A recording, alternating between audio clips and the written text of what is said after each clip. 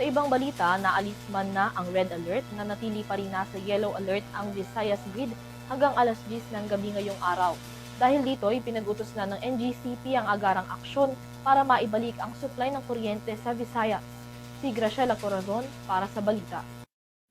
Inatasan ng Department of Energy or DOE ang National Grid Corporation of the Philippines or NGCP, mga generation company at iba pang kaugnay na power operators na pabilisin ang pagpapanumbalik ng mga naapektuhang transmission line at generating unit upang mapatatag ang supply ng kuryente sa Visayas grid.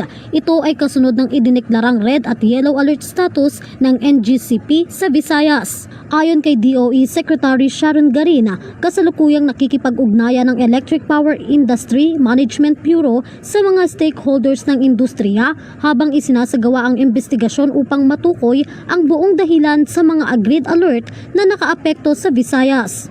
Batay sa paunang ulat, nagkaroon ng short circuit ang Iloilo PEDC 138KP Line 3 na nagresulta sa pagkakahiwalay at force outage ng Panay Energy Development Corporation Unit 3 na naging dahilan upang mabawasan ang available system reservices ng Visayas Grid. Nagkaroon din ng short circuits sa Lapu-Lapu Basak 69VK transmissions line. Bukod dito, sinusuri din ng DOE ang iniulat na outage ng Palm Conception Power Corporation sa Panaya. Tiniyak naman ng DOE sa publiko na patuloy nitong binabantayan ng sitwasyon at ipinatutupad ang lahat ng kinakailangang hakbang upang mapanatili ang power systems at mabawasan ang posibleng karagdagang pagkaantada sa supply ng kuryente sa bansa.